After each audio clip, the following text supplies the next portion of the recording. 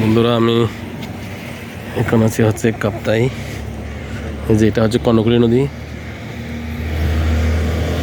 খুব সুন্দর স্বচ্ছ পানি।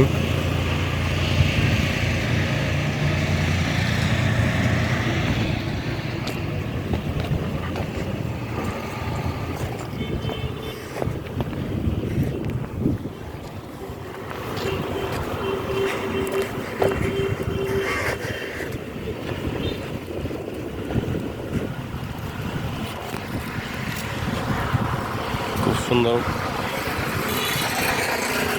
একটু একটু বাতাসও আছে, একটু একটু গরম, সব কিছু অনেক সুন্দর একটা পরিবেশ। আর এটা হচ্ছে জেটি।